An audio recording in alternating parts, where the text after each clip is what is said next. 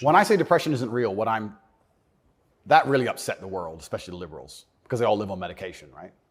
When I say depression isn't real, I'm saying that because I don't believe in things that can take away power from me. If I believed in depression, I would have been depressed in jail. But I can't be depressed if I don't believe in it. If you don't believe in ghosts, how can you be haunted? You have two people in a haunted house. One believes in ghosts, one doesn't. There's a knock in the night. One wakes up, calls an exorcist, is terrified, looks for a ghost. The other guy doesn't believe in ghosts. Knock in the night, goes back to sleep. It's the belief in the ghost that gives it the power. If I don't believe in depression, I believe in feeling depressed. Sure, we're humans, we have emotions. Sometimes we feel depressed, sometimes we feel happy. I don't believe in the idea of becoming a depressed person who has depression. I don't believe in that. I don't think that's possible for me. So if I don't believe in it, how can it happen? I don't believe in depression. So why would I not adopt the mindset that makes me the most capable predator I can possibly be? Why not adopt the mindset that makes me as competent and as fearsome as possible? If you have to install software in your own mind, why would I not install software that makes me capable of not only driving a Bugatti and flying on private jets, but sitting in a Romanian dungeon covered in cockroaches? I need to be able to do all of it. So why would I believe in something that made me incapable? I don't believe in depression because I think that even the belief in and of itself, when you feel depressed, you'll start to consider, maybe I have depression.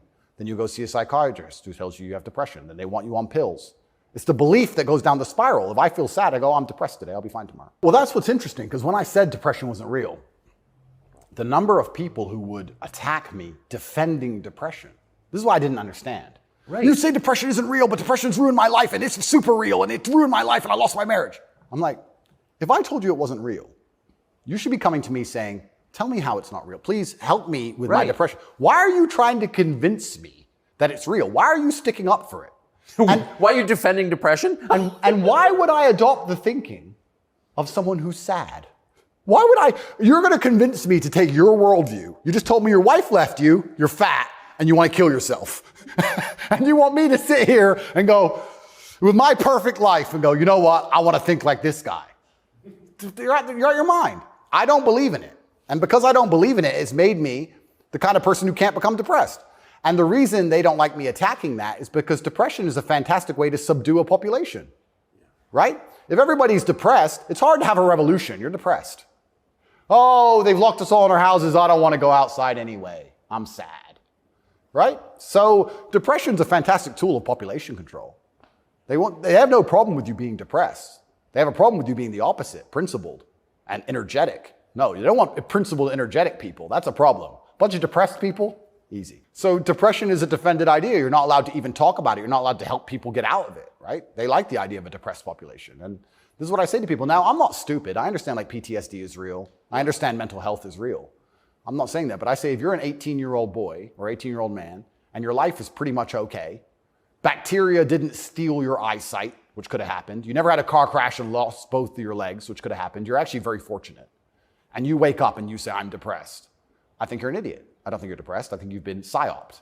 I think you feel a little bit of depression, and you can fix that by changing your life.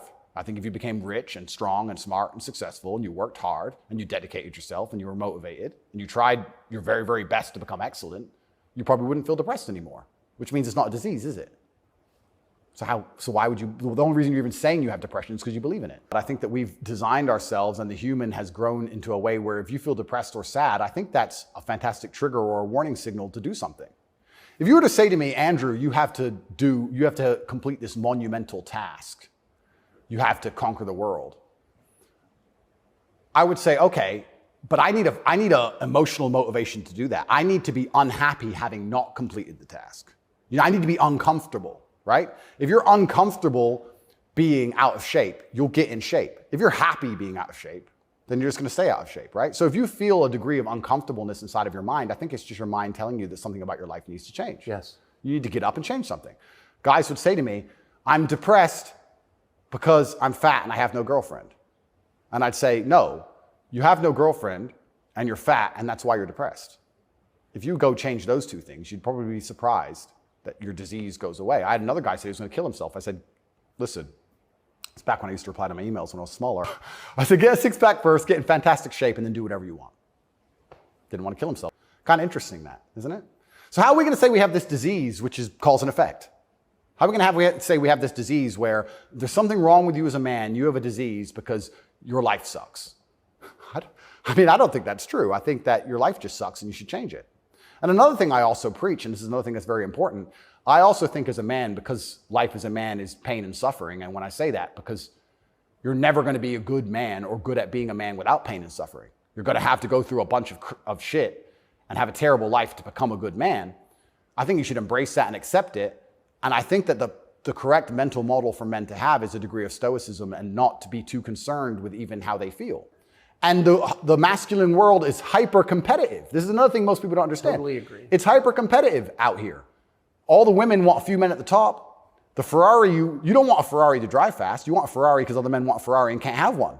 It's hyper competitive. So if you're competing against every other man for every dollar you make, every girl you see, the house you live in, the car you drive, the life you live, you're not going to be able to compete with the person who performs regardless of how they feel if you only compete when you feel like competing. Right? Because there's men like me out there who will be sad every day and outcompete you regardless. I don't care how I feel. I will still win. And that's the kind of mindset you need to adopt. Yes. So when men say, oh, but I feel sad. Who cares? The world doesn't care. All the men who are out here to destroy you and take your girl don't care. So why do you care? Like the person who should care least is you. You're the only person who wakes up every day who should have a genuine vested interest in improving your life. Nobody else wakes up and wants to improve your life, only you. So if nobody else cares about how you feel, why do you care? So my argument also for depression is, you're depressed, fine. Have you trained today? Well, that doesn't change what you should do with your life, depressed or not. And I don't say this because I'm an eternally happy person. I say this because I've experienced all ranges of human emotion. I was in a Romanian jail cell with cockroaches crawling all over me as I slept. I never missed a day of training. I wouldn't say I was particularly happy, but push-ups must be done.